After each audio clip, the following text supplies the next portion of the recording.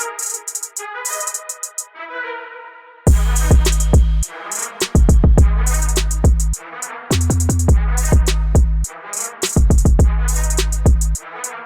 everyone, and welcome back to the Rise and Grind Podcast, Episode 2.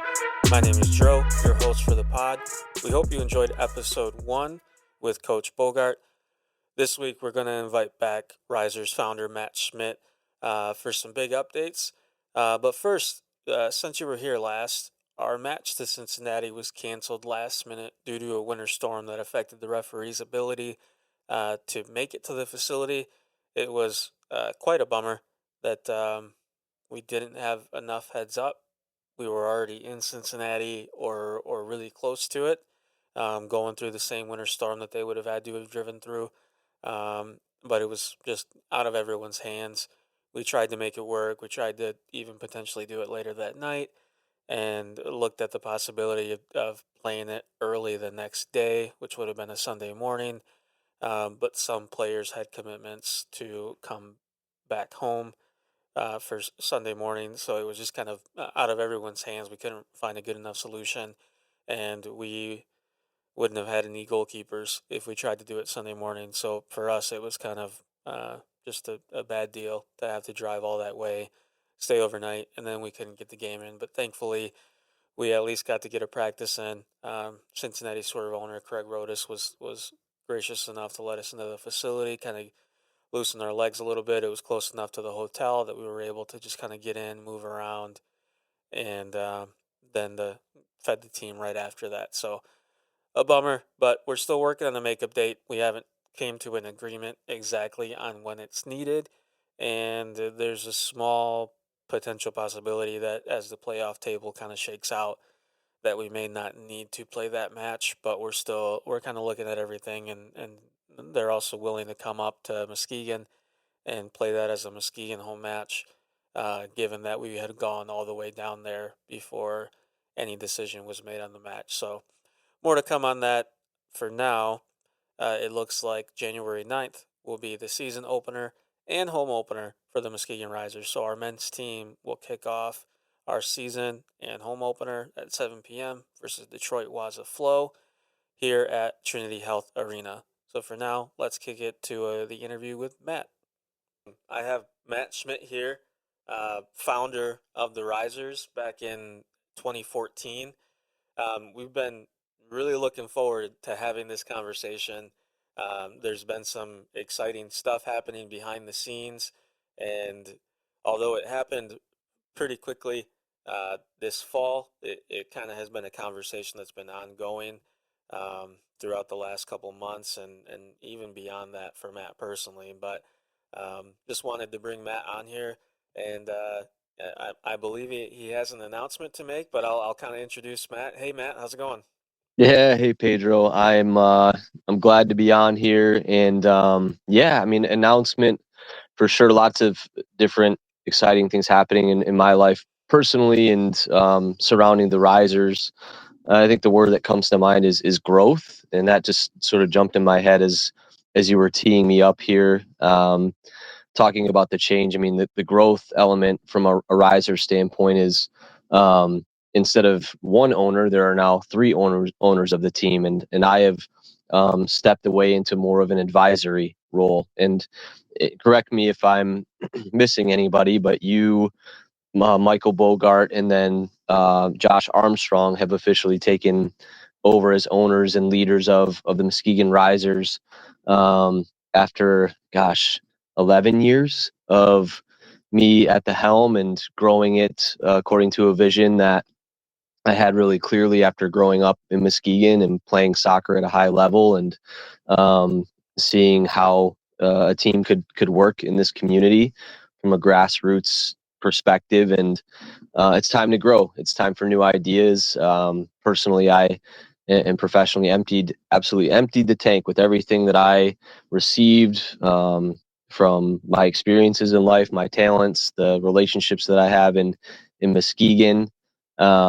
And it's one of those situations where um, it's time for a new vision, renewed energy. And I think that the three of you are going to, and I know that you're bringing it to a new level. So that is the big announcement from the Riser standpoint, and a lot of it, coming from last summer actually. So summer of 2024, I invited whoever was able to make it to Hennessy's in downtown Muskegon, to just let them know what was on my heart, and that the last season was likely going to be my final one with the Risers. And I've given, like I said, everything that I've given, and I wanted to tell the players, the staff, anybody, the fans who could make it, so they didn't hear it from somebody else, and those who really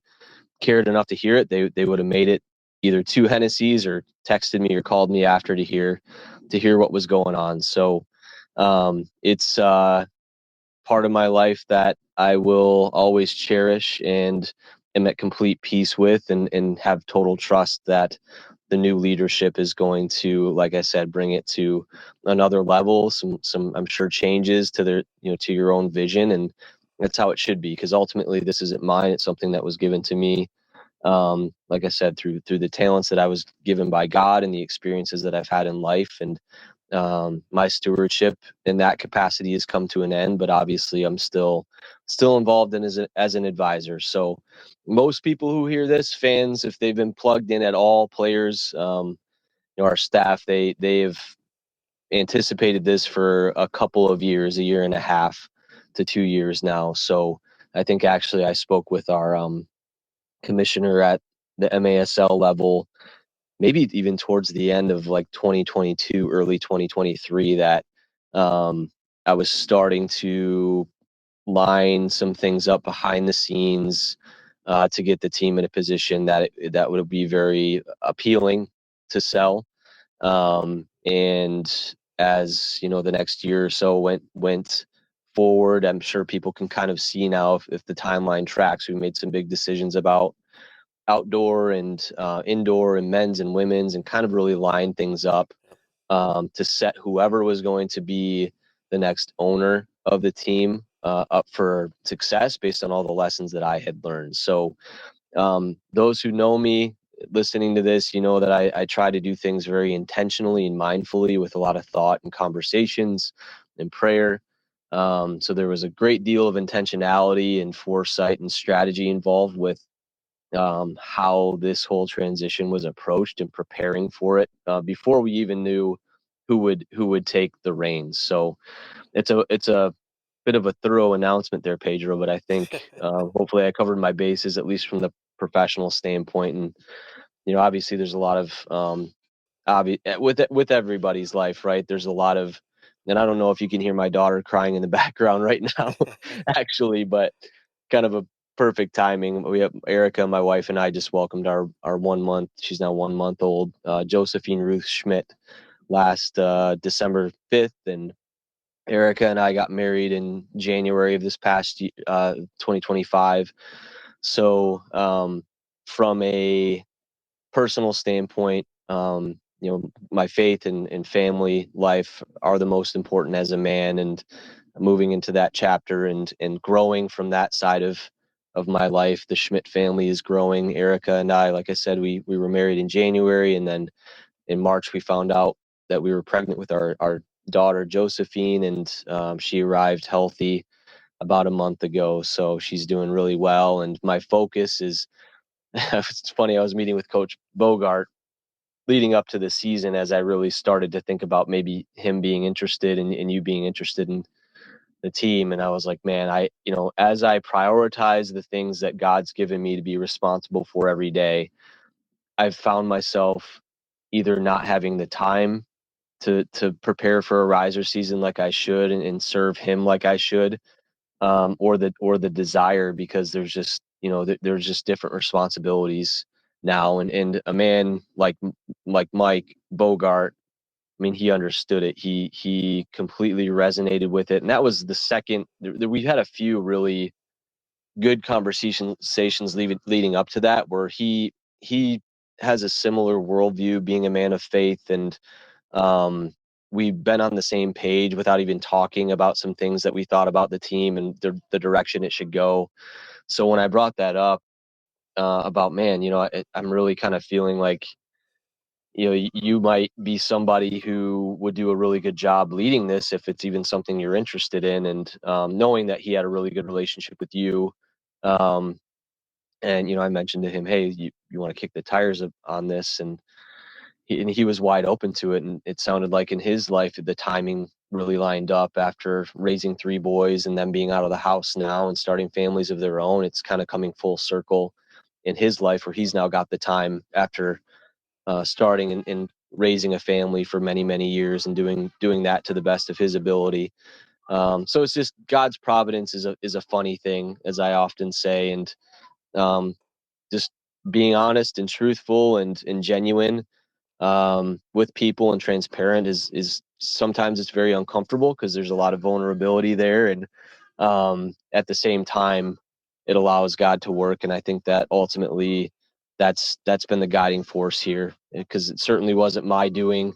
I didn't choose to be good at the game of soccer. I didn't choose for everything to fall in place the way that it did for even playing indoor soccer in downtown Muskegon. I mean, it's so rare and such a flash in the pan opportunity that even came together when it did for the Risers to play indoor soccer, that I have to, just keep in mind that this is so much greater than just me coming up with something. It's involved a lot of people and a purpose much bigger than myself. So Coach, he connected with that. He got with you and Josh, and um, you guys obviously have a lot of experience in the industry already, and that gave me a lot of confidence knowing really that you knew what you were getting into, and that you had the humility to kind of keep me on as an advisor, and you're open to my feedback on things and are seeking guidance when you feel like you need it. Is yeah, it's a perfect transition. So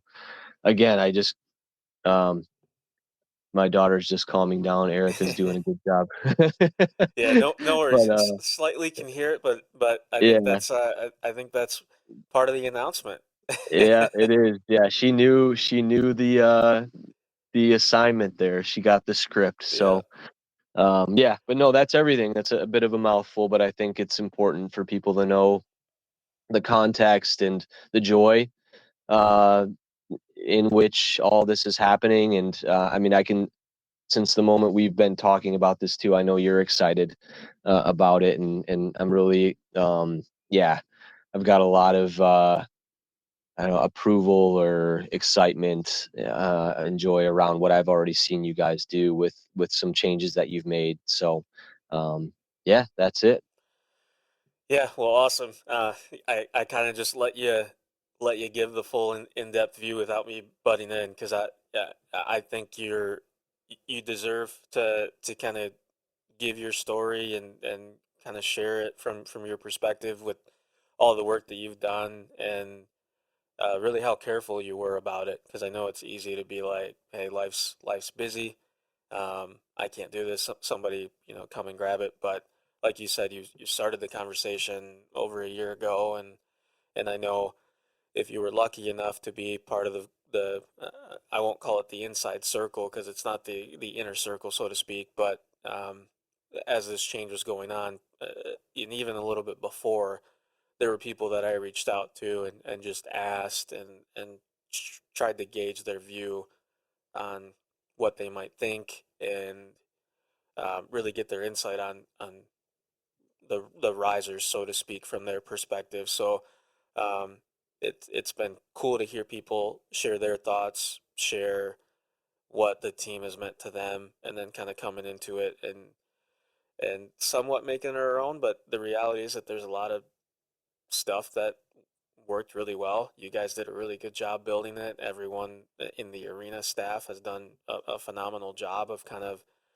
owning and I remember meeting with the production team not that long ago and they like really pointed it where like that they want to be like they're part owners of the risers. So the work that they're putting in is because they want, everyone to believe that the work that they're doing is the best thing for the risers and just the ownership from them has been phenomenal, but they're just one of the very many people that I've had conversations with about that, and they kind of brought that mindset to it. So that's super special. Kudos to you and building those relationships and trust with people because it's made it really easy for me, someone that they don't know, to step in and kind of let them know, hey, here's what's going on. Here's kind of what's changing, and hit the ground running from there. So Yeah.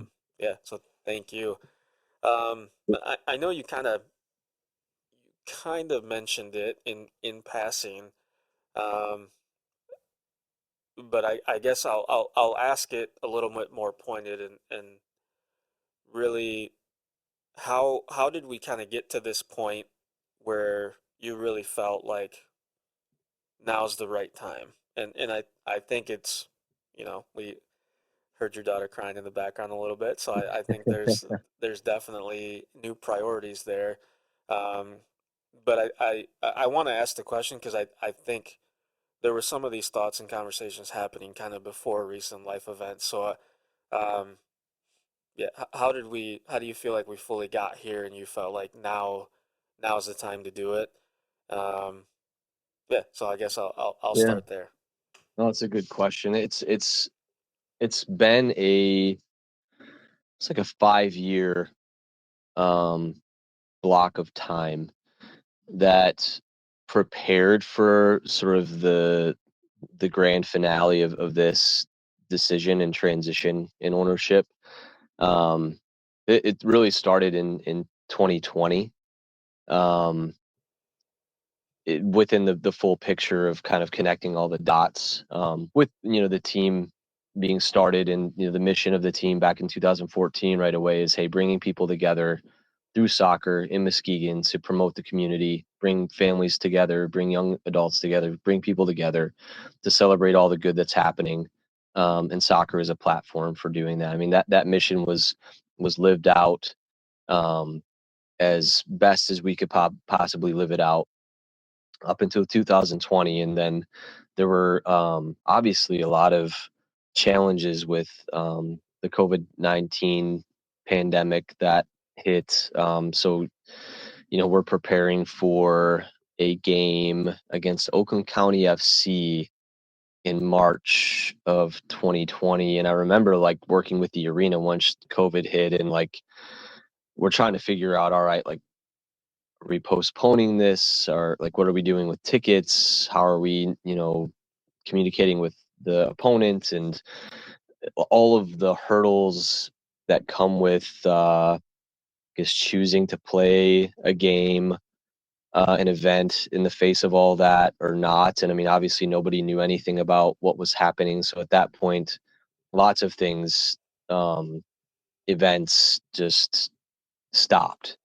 Um, and we had just been lining up. So from the arena side, we were kind of in the middle of an independent season. So, and we had a women's team playing as well. So we get to March of that year, and we're gearing up for our first season in the NPSL outdoor, and UWS outdoor for, so the men and the NPSL, and the UWS for our women's team. And that uh, kind of gets put to a halt. I mean, in terms of leadership and navigating challenges as an organization, and fielding everybody's opinions from staff to fans to business partners and players, and trying to make the best decision for the short and the long term. I think that COVID experience was like, I felt like I should have a doctorate in leadership or organizational management, just because of how nuanced everything was. And I know it's easy to forget, but it was such a unique challenge, and nothing in life. You have little lessons in life that prepare you for something like that, but there's no manual for how to handle it, and everybody's situation was different. So we end up playing, instead of playing any outdoor indoor soccer at all, from the middle of March, which led a lot of like our coaches,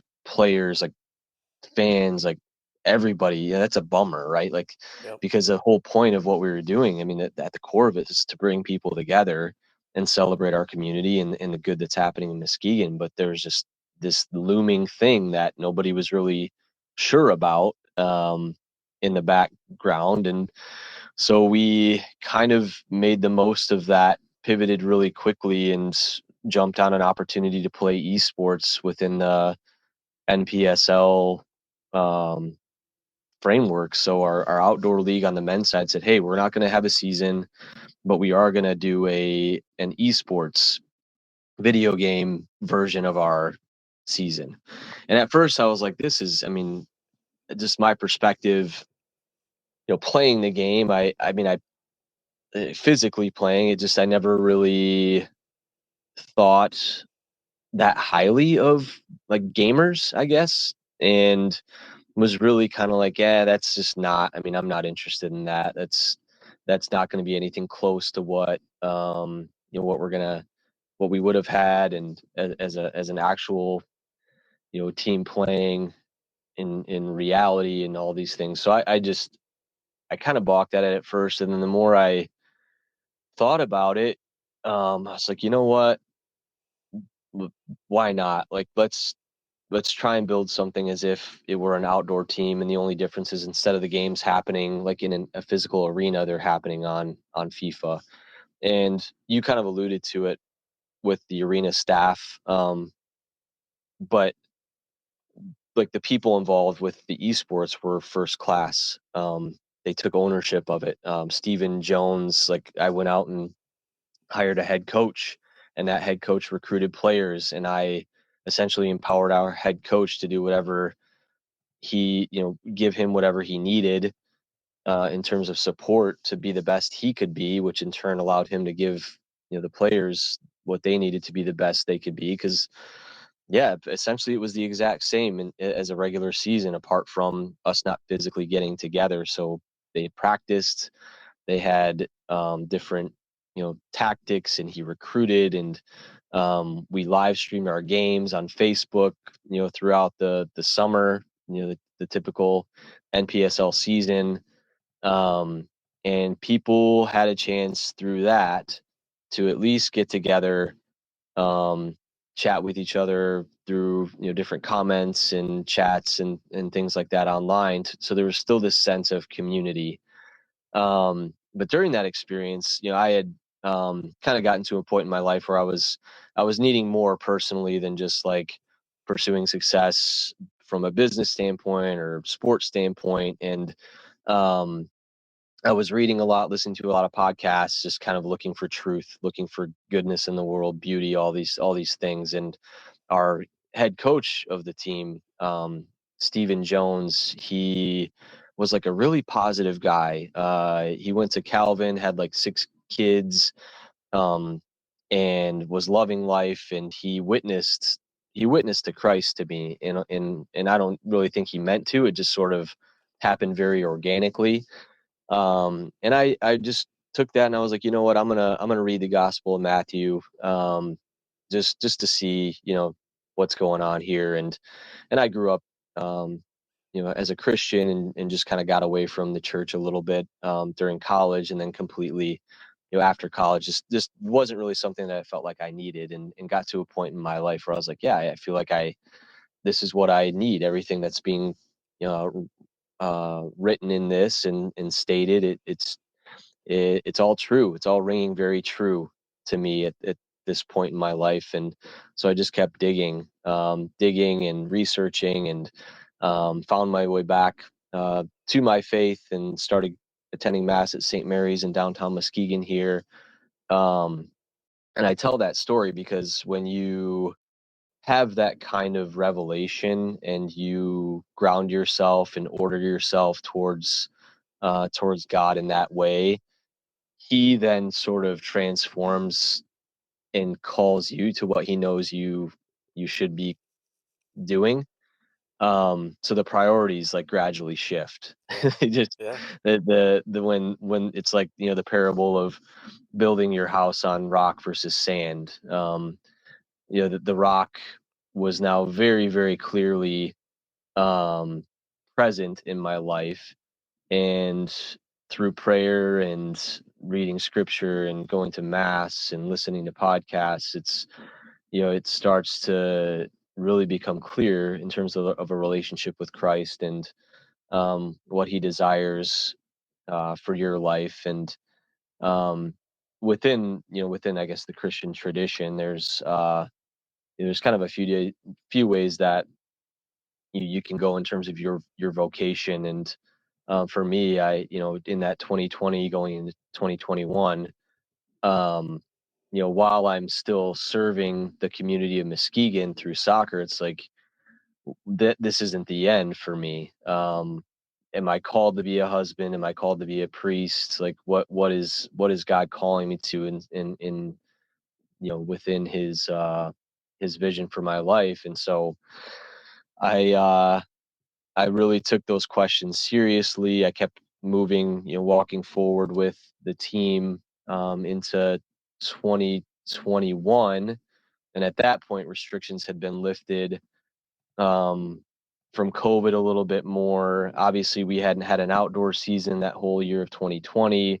The esports season was a huge success. The team was the first ever Risers team to make the postseason, to make playoffs. Is that um, Risers team, ENPSL team there, that's a really fun Yeah, fact. and those game films are on YouTube still. I Yeah, came across those the other day. They're pretty cool. yeah, yeah, yeah. So I mean, at that point, we're transitioning in 2021, and we're just trying to get some momentum, which thankfully didn't completely stop through COVID, and so we ended up putting together like a 3-game invitational in the arena.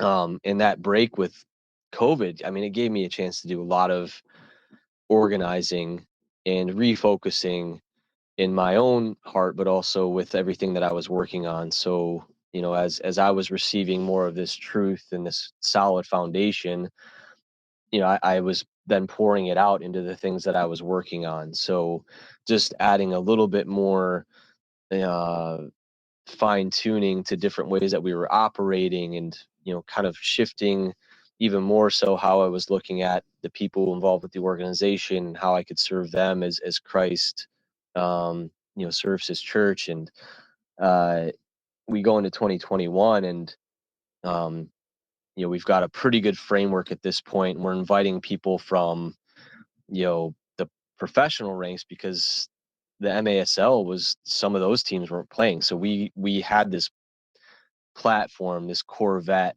like this well-oiled machine that was just built and ready for the best of the best to come in and really enjoy it. And so we got, guys like William Bonaheny from the Milwaukee Wave, and Marcel Berry from the Harrisburg Heat. I think he's at St. Louis now, and some other MASL guys in conjunction with our local guys here.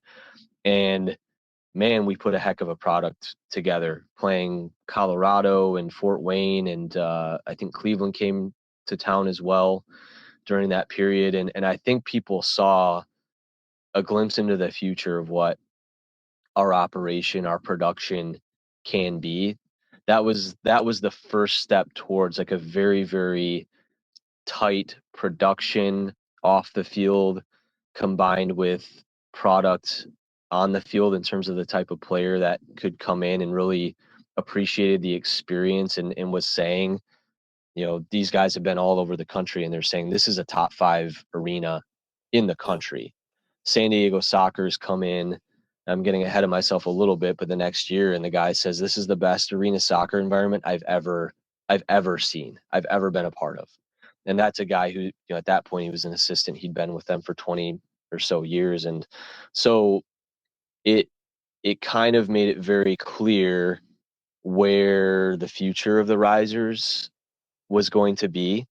Um, as the outdoor side of things and the indoor side of things evolved, it was almost like a different sport with how different the experiences were. And it really is, right? Like there's a different there's a difference between the game of indoor soccer and arena soccer and outdoor soccer. It's almost like a lot of people will say it's like the best of outdoor soccer happening more often with the tight spaces and the creativity and the fast pace and the goals and Yeah. things like that. It's like hockey to people here. I mean, so that really put me in a position going from 2021. I want to say we played. Did we play? We must have played independent in 2021 in the summer because we were basically gearing up for um, the 2022 outdoor season with our men and our women, and then the winter with our men and our women playing Okay. indoors. And so we had, again, like the momentum, the fine tuning coming out of that 20 that invitational in early 2021, the whole season for 2021-22, everything came together. We were able to host playoffs in the MASL two by like a goal, like 1 goal differential. I mean, that the odds of that are so rare. So we end up getting a home playoff game against Chicago, the Chicago Mustangs, and we had just beat them for the first time ever that season. We beat them twice at home. I think they beat us twice away, but they beat us the one time it was like in overtime or something like that.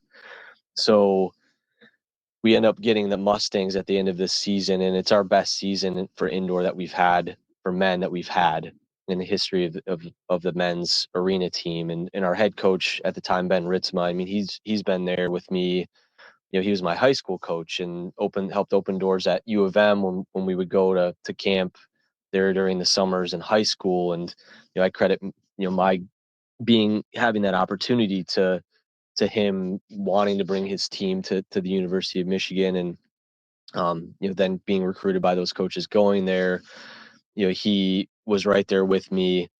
Um, as the team started for the first time, he didn't feel good about coaching it quite yet, but he was there to kind of really bounce ideas off of, and was really excited about it, and had coached the first ever Muskegon Community College team, and was just a guy who was very pro Muskegon and loves soccer too. So he had been on the ride with us for 8 years at that point, because he took over in the first ever indoor game in 2015. He started coaching, so he's 7-8 years in to his coaching career with us. And um, I was so happy for him and for the guys who had been with us for so long, that wow, like we made the playoffs and we're hosting this playoff game, and we just beat the Mustangs pretty handedly um in that playoff game, and now we're going to host the Final Four. And so it's April of 2022 at this point, and we're hosting San Diego and Omaha, Cleveland, and then Muskegon are in the Final Four of the MASL2. And it was an awesome semifinal against Cleveland. They got us at the end there, but I mean, I've never heard the arena so loud, and the production. Yeah, it was Um, such a good game. yeah, the production on the field was awesome. In the stands, like the environment of the game, it was electric, and people left there, and the whole season, I think the impression, and this is what one of my friends had said, is like, man, they've really got their act together, like they've really got it together. And it was true. Like we had taken a step in a direction with arena that it was just at such a different level than outdoor at that point. I mean, it was very clear, clear to me behind the scenes, from a business standpoint, financial standpoint, from an entertainment standpoint, from just a unique draw to Muskegon, to downtown, with arena soccer happening. And it's very rare for something like that to happen in an arena like that, in a downtown strip like that. And so it's at the same time, like, we had lined up an outdoor season. We had lined up a full NPSL season, and a full UWS season for our women. Um, so we lose that game against Cleveland, and we see it through. We still have to host the San Diego versus Cleveland game on Sunday. And I tell you what, man, when I tell you, like from Sunday to Wednesday, I didn't get out of bed or I didn't move. I mean, it was like bare minimum. I was beat. I was exhausted. Um, and then we had another 2 seasons, like literally right around, practice for outdoor starts. If you're doing it the right way, it starts like right after Easter. Um, so I mean, I maybe had like a week off, and then it was um, back to a season and preparing for a successful outdoor season. And we went to the national semifinals again. Like we went for our men's team. Stu Collins, his first, time being a head coach for the Risers. He was a longtime captain, and I value Stu's friendship and guidance a lot during that time. I mean, he was a guy who he's a brilliant coach, exceptional mind for the game, and a leader of men in a kind of environment like that. And I was so excited to pour everything that I had into him to see what he could do. I wanted Stu to be successful, not only just for the Risers, but just for him personally, because I knew he had it. I knew he had it in him to lead a team as a head coach at that level. And sure enough, I mean, we went undefeated, won our conference, won our region, go all the way to the semifinals. A team from Washington comes in and beats us in the semifinals. And there were a couple games during that, like the playoff run, that I actually didn't go to. I prepared for it. I got it set up, but it was like eating too much of your favorite food. Like I just couldn't take it in anymore. and and that, for me, it was like, man, like I have to pay attention to this. It's not a bad thing. It's just I don't care in that way anymore. Like there's more important things, and like people say that, and it's such a cliche, but it was happening in my heart. Like, man, like I was all in on this. I was doing whatever it took. I was there serving whoever, whenever, to make sure that we were putting our best foot forward as the Risers and Muskegon and the whole platform, and everybody's having a good experience, from the fans, the staff, the players. And it was still that way. I was able to take my hand off it a little bit more, and my mind off it a little bit more, and people were stepping up and kind of running it, and taking ownership of it. But at the same time, I was very much paying attention to this sort of change in my heart of like, there's something else that I'm being called to.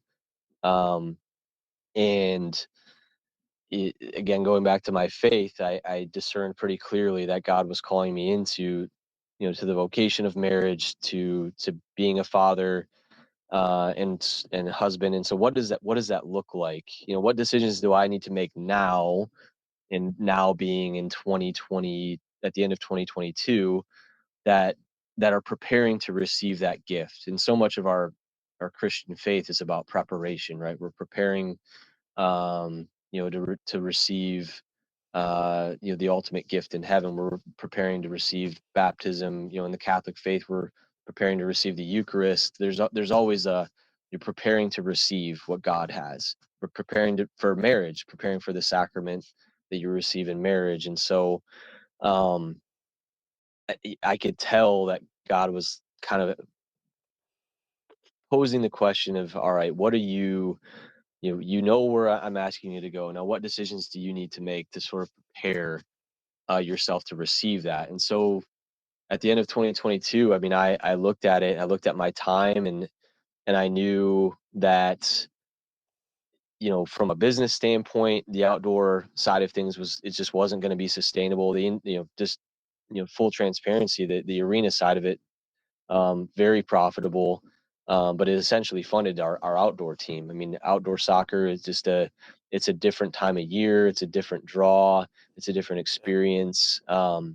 So we got to, kind of the outdoor season, and we were able to invest and compete and all that stuff. But ultimately, if I were gonna look and advise somebody who were taking over the Risers on what to do, like I would definitely advise them to do arena, at least as like a fundamental part of the business, and then building from there. So I had a conversation with Stu after the season. It was a little late, and we had made the Open Cup, and it was really brutal to bring up. But the reality was like, hey, like this, we can't do it. We can't do outdoor and indoor.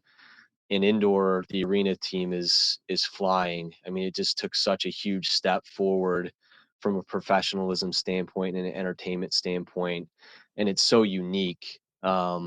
We've got to focus on that. And so Stu coached for the Michigan Rangers, and we figured out a way to get them the NPSL territory is just a good faith, like, hey, you put in a ton of time and work into this, and for his benefit, and to keep pursuing his passion within that level of soccer, it was just the right thing to do, to allow him to keep the NPSL mission or path going, with more, I guess, of what he was involved with the Michigan Rangers. So that kind of pretty quickly, made it clear, all right, this is our focus now. Indoor soccer, arena soccer is going to be our focus. And I knew at that point that it was getting really, really hard for me to prepare for seasons, and to serve with the amount of time that I had, um, allotted. Like, it was really a challenge. So started to simplify some things, get them, just as best organized as we could going into the next season there in 23 and 24. And Coach Mike Vollmer, he was a captain for us, kind of a same story as Stu, where he played with the team a long time. He coached the indoor season for the next couple years, and I prepared, in the off season, I prepared and got things in place. But I mean, the first year of him coaching, I think the first 3 home games I didn't go to, and not for any other reason than I was just getting burnt out. I felt like it was everything I could do to prepare and make sure that the event went well and people were in the right positions to succeed. Um, and allowed him to, that whole crew to kind of step in and take ownership again. And then the next season comes around, and um, we've got to make a coaching change for our men's team towards the end of the season. And at this point, we're just playing men's arena soccer. So we go from, men's and women's outdoor, men's and women's indoor, to just men's indoor, because that is really that's kind of the fundamental building block that I saw a future for the Risers could be built off of. And I knew if I was going to eventually bring a new ownership group in, it would have to, just for their own sake, I would make that decision for them. Like, hey, this is where you need to start, because it is, it strategically that puts you in the best position to succeed. So the end of that 20 whatever last year, 20 2 seasons ago, I have to jump in and coach the last couple games. And so given that, right, like given all that I've confided about, feeling I've poured myself out, emptied the tank, I'm trying to wear all these different hats, while at the same time prepare for a new chapter in my life personally that I feel like God's calling me into. It's like, man, like, we're right back where we started, where I feel like I've got to jump in and do everything, right. Like, I'm coaching this team, going on an away trip to St. Louis, and then I'm jumping and I'm coaching at home for the season finale, and just like rallying to keep guys together and motivated and organized, to finish that season the right way. So that prompted, would have been last summer, 2024, or 2 summers ago, 2024, just a very transparent meeting, with, like I alluded to in the beginning, with anybody who wanted to hear like where I'm at. Um, and we had a lot of players come, we had a lot of arena staff show up, we had fans show up, and I just told them, like, I've emptied the tank. I've given everything. I think there was actually a reporter for the local sports journal, who came as well, not as a reporter, but just as a guy who loves the Risers, loves the idea, loves Muskegon. So we just had an open conversation, and I was just very transparent with them that God is calling me into a new season of life, and I'm preparing for that season of life. I'm not saying that I'm just going to drop the Risers and walk away, because that there's a right and a wrong way to do things, and that wouldn't be right. But also just letting them know that I'm going to have a lot more active conversations about a new ownership group, because my heart, like, it's not in it, and there's nothing anybody could do. Nobody did anything wrong. It's just, I think at a certain point you have to understand when it's time, and when you feel like you've emptied the tank and you've given everything that you can to something. You can't prepare, as like, it's harder to prepare. You're not finding the time to prepare, not because you're off doing reckless things, but because you're doing other things in your life that have taken more of a priority. It's like, okay, like, maybe there is a new chapter on the horizon. So just had that completely point blank conversation with everybody at Hennessy's there. Um, and I had no idea what the path forward would be, but I knew that if I was just honest and truthful, that things would start to work. And had a lot of people reach out inquiring about the team after that conversation. I want to say I probably had like 6 or 7 potential ownership groups, like, sign NDAs and look over the financials and all those things. But either they were interested, and it wasn't so they weren't interested. There was a handful that weren't interested, but there were a few that were very interested, but it just wasn't a fit. And I think that process helped me to realize, okay, this is what I would look for in in a new owner. And nothing against the people that reached out. It for me, what it revealed is, one of those things, you go on a journey for so long, and you're in such a unique place, you sort of forget how unique it is, and it takes a very kind of unique um, person to understand where that place is, and take it to where it needs to go next. Um, so, I'm having those conversations kind of behind the scenes. People know, at this point, just in case the word gets out to our players or something, or like, they know what's going on, and they're not freaking out like, oh, the team's going to be sold, they're going to move, or, Right. Matt's going to drop it. Like, at least they know what's going on, and they're not, they don't feel like something's happening behind their back. Because from my perspective, it's without the people, like, we don't have a team, we don't have a business. So even though it's not from a legality standpoint and a risk standpoint and a personal time and investment standpoint, it's not theirs. In a large way, it still is. So I wanted to make sure that they were very clear about, like, anything that's going on. If they heard something, just that they knew, and they heard it from me first. So I along the same time, Coach Bogart reaches out, because the Wanderers weren't going to play the next season, and he was just looking to be involved, and I was looking for a reliable, organized, professional head coach, just to help. I mean, to help take ownership of the soccer side of things. And so that first season he was involved, which would have been 2024-25, he didn't know it, and I didn't know it at the time, but he pretty much proved himself to be the kind of person that I would trust to hand the team over to, right? To take ownership of it, to represent it the right way, to care about the players, to care about the fans, to care about the sport, to care about the community, to understand. I think too, just based on his past experience in the game, like, just understand how unique this platform is and this opportunity is, but also knowing the industry. Like, he knew all the people already, from commissioners to other team owners, and just the general landscape.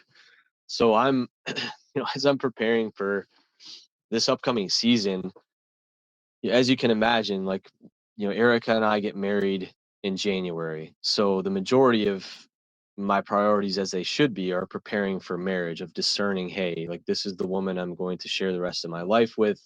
We're going to become one flesh through the sacrament of marriage. We're going through our church here at St. Mary's in Muskegon with all the marriage prep and that, in addition to all the other things going on in my life. Like, that's a very important thing. We get married in January of 2025. And then, we find out we're expecting a baby girl in March, and well, due in December, but we found out we were pregnant in March. And so at that point, again, it's about preparation, preparing to receive the gift of your daughter, a child with your wife, and more time, as it should be, is sort of allotted to, all right, what is that? What can I do to make sure I'm the best father, prepared to be the best father I can be, and best husband for my wife that I can be. And so as I'm preparing for that, and then also knowing there's a riser season on the horizon, it's like, in good conscience, I can do it, but I don't feel like the people involved are going to be served as well as I know they should be, as well as I know they deserve to be served by a leader. And I told Coach Bogart that it was maybe October, right? Like, you have an internal clock, and when things should be happening behind the scenes to line up a season.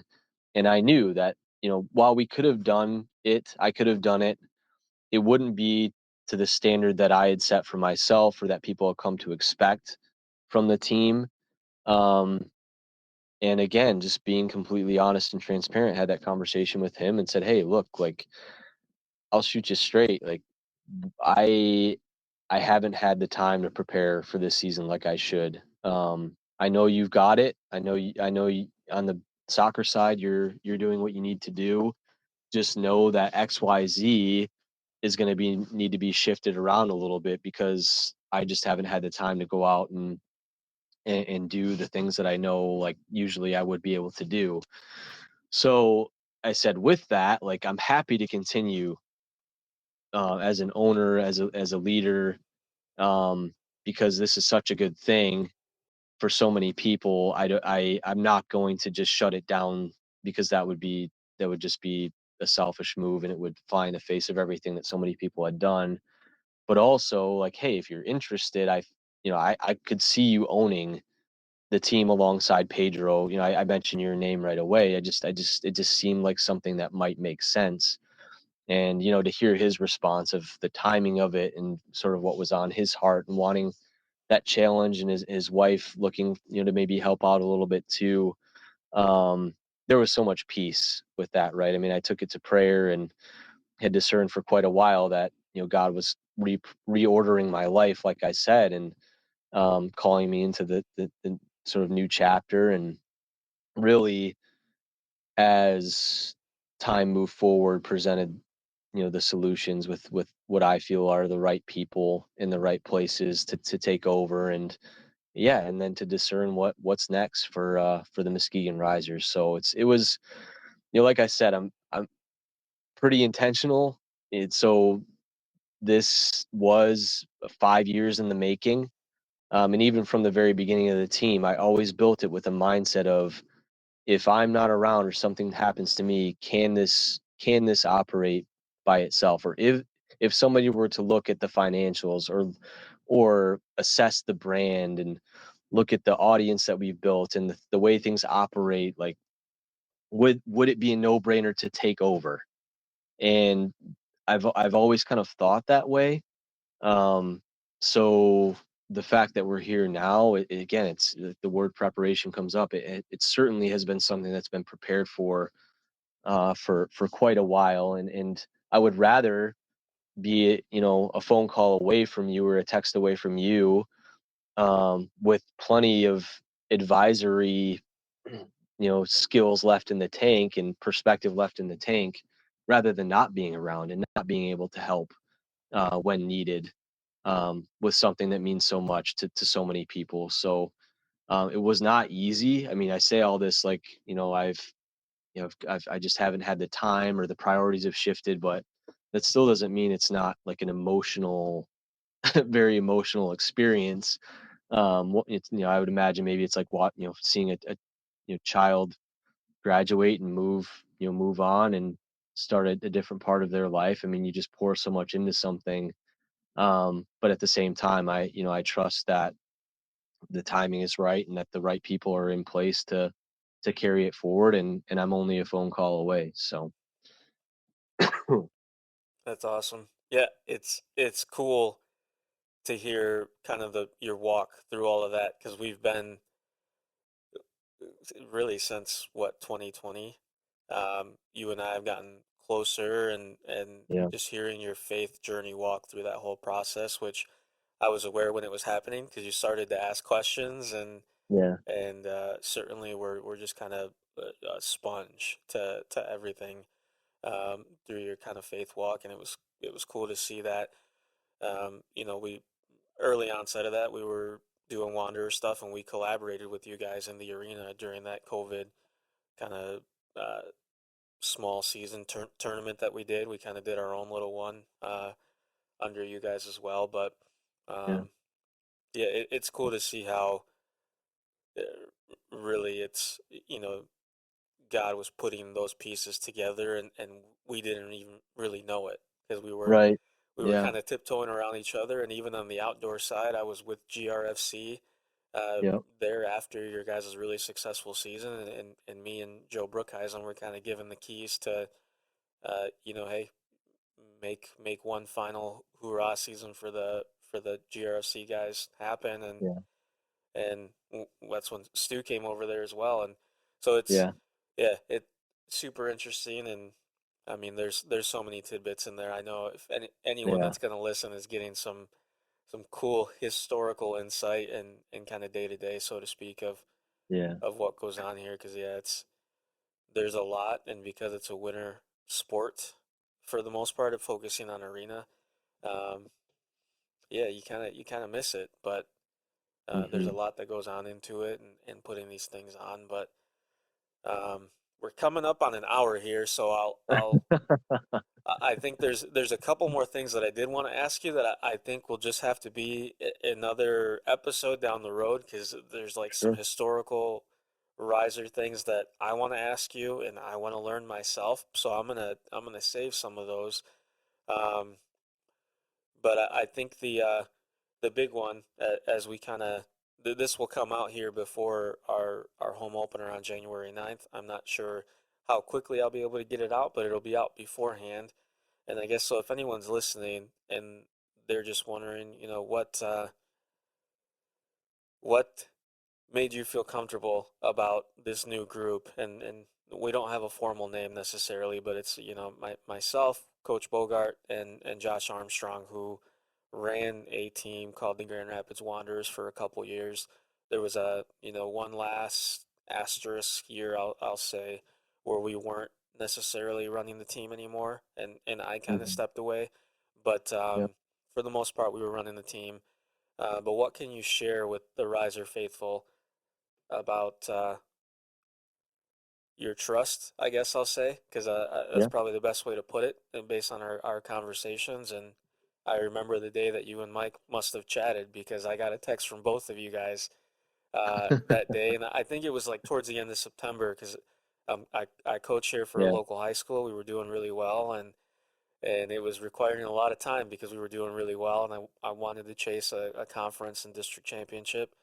Um, so I know I think I put both of you guys off a little bit just because I didn't want to not be focused on the high school season. But yeah, yeah, what can you share just about trust and your faith in us moving forward? Um, and yeah, I mean, yeah. I guess I'll Well, I'll start there for sure.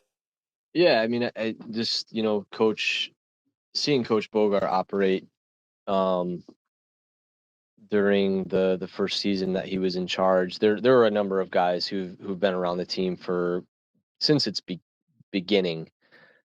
Said that he's the most organized, most professional, cares the most in terms of his actions that they've seen. Um, Now, whether that's true or not, I mean, the reality that it was said and that the players and the staff who said it had that impression, and that says a lot.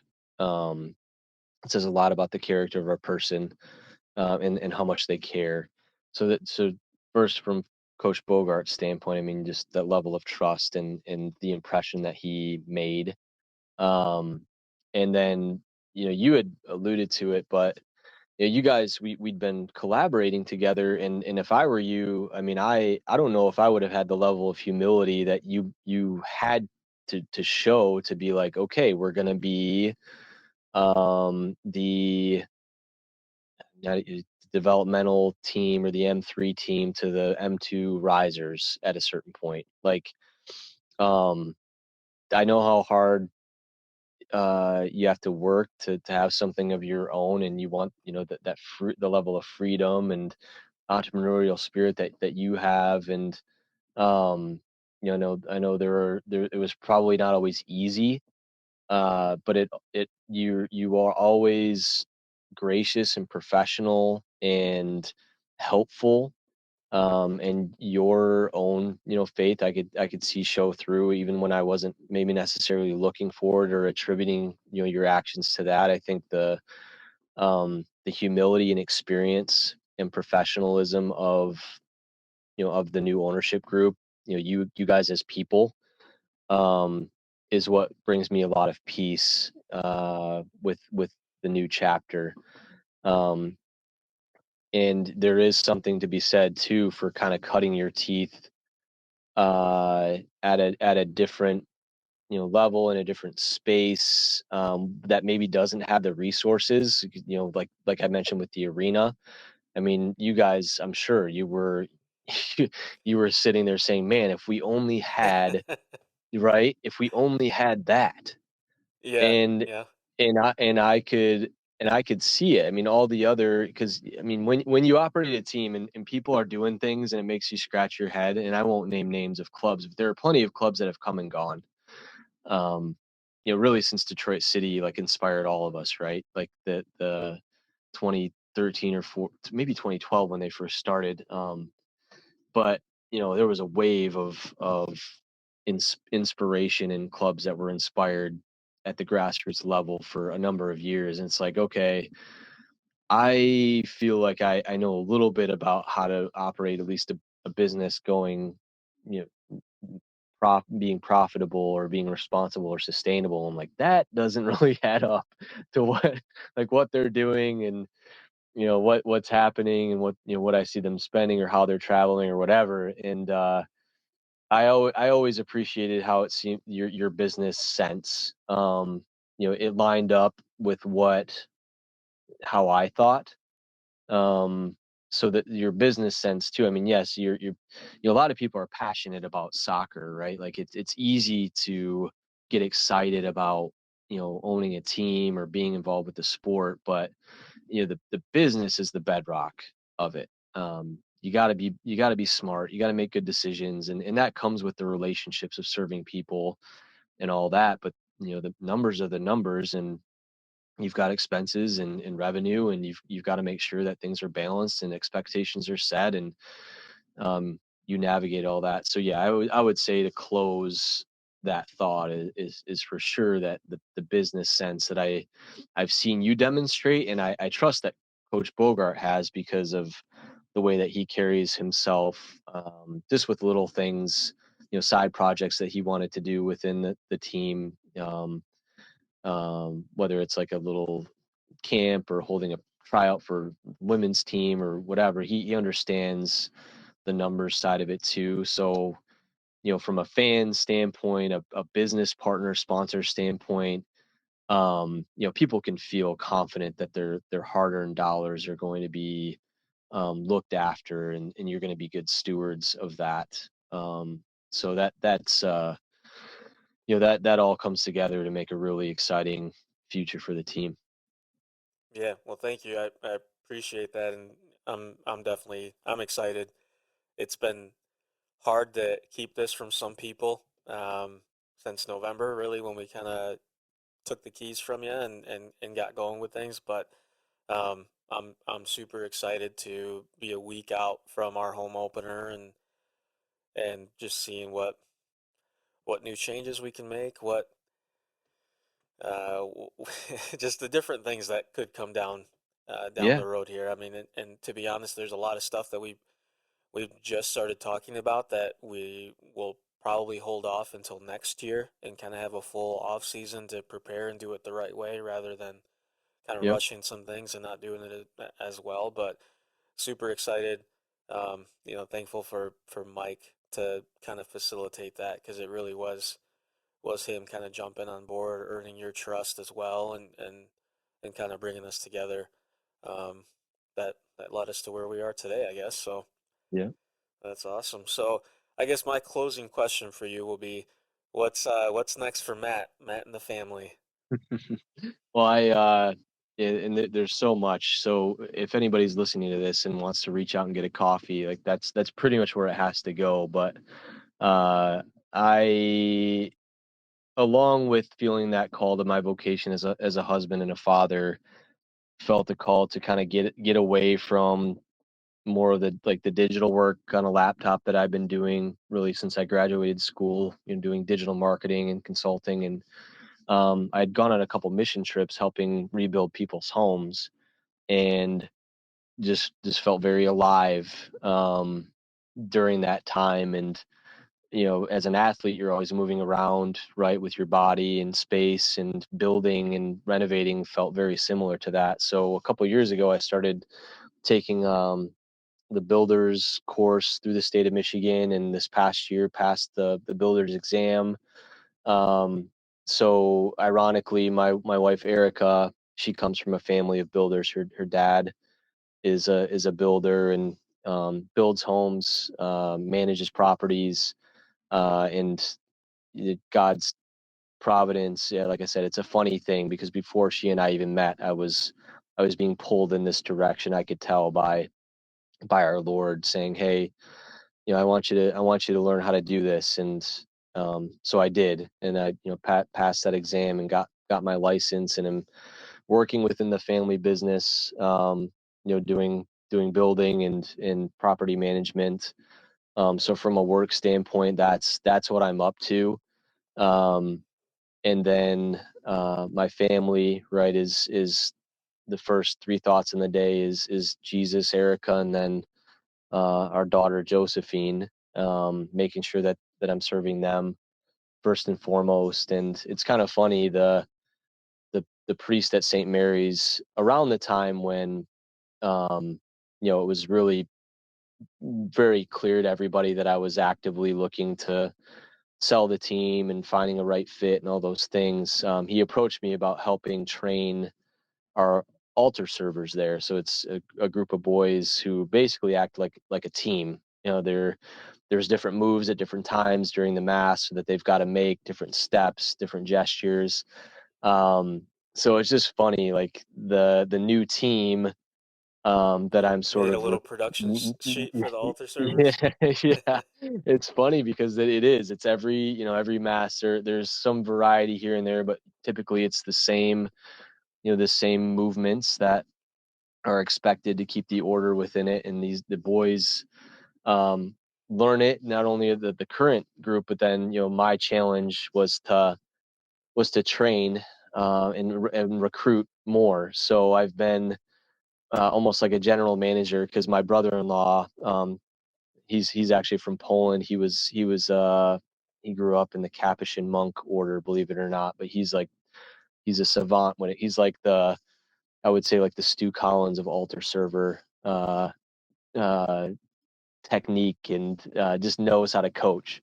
So I've been like the general manager, recruiting kids and doing the administration and organizing things, and he's been coaching them. Like I've been That's organizing awesome. the practices, and he's been coach.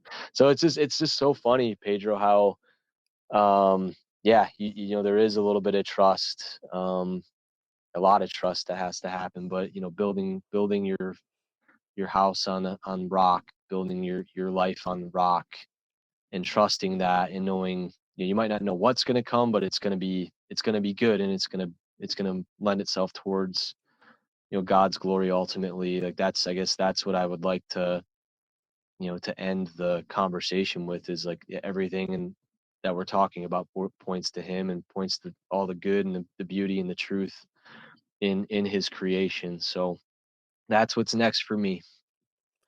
That's awesome, man. Yeah, I mean, just hearing you talk, it's so cool because one of the first conversations when the three of us got together and talked about this being a possibility, one of the first questions we put on the table is how can we do this to honor the Lord and Yeah, use our faith to kind of use this as a tool to grow the kingdom and obviously it's soccer, but um, yeah, just how can we use this as kind of our mission field, so to speak. And yeah, so yeah, dude, it's so cool to see over the last couple of years how just how yeah, things aligned and it yeah. uh Yeah, it was very clear. I mean, as I was being transformed and seeing, oh wow, like Lord, you were right there even when I didn't realize it. Like so, even our new crest, right? Like there's so many there's Christian imagery in it, and the Riser name, obviously. I mean, that's very very pointedly Christian, but it didn't start that way, and so the transformation that happened, it's like man, like wow, and then it doesn't have to be me who's steering the ship. Like Coach Bogart, like I said, he showed his character, and even Joe Lane being the team chaplain this past year. I didn't mention it. I didn't say anything. That's just who he is, as a man. So it'll be really exciting to see where you guys steer it. Yeah, and I will be, I'm go risers all the way, and I'll be following and supporting and advising and if asked. So I would just make sure that anybody listening, the fans, players, sponsors, like this staff, um, yeah, if it's on your heart to continue to do it, I mean, I know that people they love the risers and they want to take ownership in their own way of it, and that is really exciting to see carry into the future. So that is for sure. That's definitely the biggest thing I've learned in just a month and a half is people really care about this yeah, outside of you and I and Coach Bogart. So yeah, that's awesome. Well, Matt, thank yeah, you for your time, and we'll definitely have to bring you back because there's yeah. definitely a couple more things I want to ask, but I guess we'll leave everyone wanting a little bit more, and next time we'll jump into the history of the team. So thanks for your time Awesome. today. Yep, sounds good. Go Risers. Thanks, Matt. Thanks for your time and commitment to the team and the community. I know I can speak for myself, Mike, and Josh that we're excited to carry the torch and continue the mission that you started with the Muskegon Risers. So thank you so much for your time. Excited to have you back another time where we can kind of dive in on the history and how the Risers became to be. So excited to dive into that at another future episode.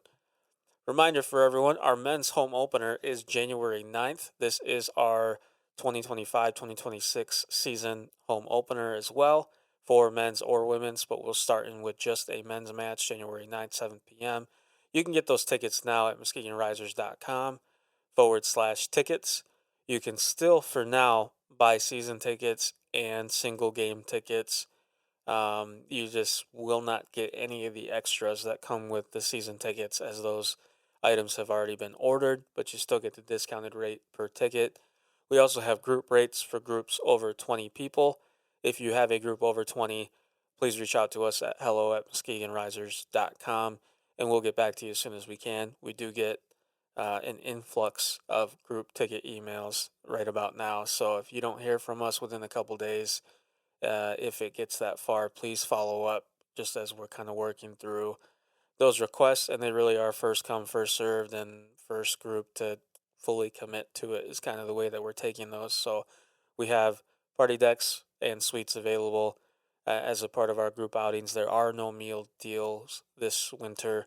The concessions group has decided to go away with that for this season, but we're working on something for the following seasons as the new ownership group just came in as of November 1st, so we didn't have a ton of time to dive into some of those little details, but we're excited to find the solution because we think that those meal deals were great for the fans, but we understand that they may have not been great for the staff and the one concession stand that we have in the arena. So we're trying to find the right balance there. More to come there.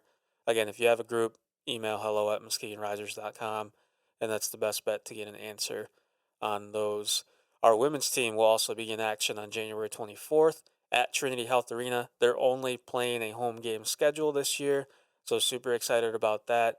They'll play January 24th, January 31st, and February 14th in a doubleheader format. So if you buy one ticket, you get access to two matches for the one price. It's pretty cool.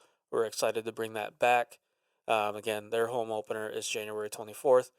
So get your tickets for that. If you buy season tickets and or a suite or party deck, you are able to get access to those spaces for both matches. So pretty cool opportunity, I think. I will mention one new rule that the arena has placed on the club this year, which I know is going to make some people upset, is that there is no big player tunnel at the beginning of the game. They have really gone against that and listened to fire marshals on getting that many people through the small door to get onto the field is just a big fire hazard. So for this season and likely beyond, there are no player tunnels that, as we once knew it, where all the kids could run down, make a giant tunnel. It really got too big. It was getting a little out of control and hard to manage all those kids getting down and out of the field in time. What I will say, we are offering that to our group outing groups. So if you have a team coming in and you've got 20 to 30 kids on the roster that you guys want to make a player tunnel, that's manageable, and that we have been approved to still allow as a player tunnel. So if as you're booking group outings, please ask about the player tunnel, and I'll make sure that we kind of note you. We're limited to one group, so that 20 to 30 is kind of the max people that we can have doing it, because we want it to be a good experience for you guys and the players at the same time. So just know that. As well, the beloved post-game autographs on the field, that is going away. The arena security and staff has they've fought against it for a while. I'll say, even me as a casual fan beforehand, I know that there was a lot of hesitation on allowing it to happen, even with the timed amount to get on the field and get off the field. But they are going away with that this year. So what we're going to do is, after our men's game, we're asking everyone to just come down to the edge of the wall, and our players will make their way around the field and make sure that everyone can still get their autographs and pictures with the fans. That is a bummer. We understand why. We don't love it, but we're going to respect the arena, especially for us kind of being new. We want to make sure that we're doing things right, but our goal is to make sure that we're giving the fans the best experience possible, and we know that this is a miss, but we're going to try to see what we can do to make sure that we can keep that fan engagement going long term. So more to come on that. For now, that's our plan in the interim, and kind of slowly seeing what we can do there. So plan on that. When we have double headers, our women's team, after their match, will have tables set up on the concourse where they'll come up, sign autographs, take pictures with everyone, and that may be something that we decide to do with our men's group as well. But we know that you can come down to the wall and get access to all those guys. So excited for that. But for now, get your tickets. Home opener, January 9th, 7 p.m., Trinity Health Arena. That's it for now. Make sure you connect with us on Facebook, Instagram, YouTube, TikTok, X, wherever you're doing social media, we're there as well. So make sure you give us a like and follow. Get your tickets, bring a friend, muskegonrisers.com/tickets. Until next time.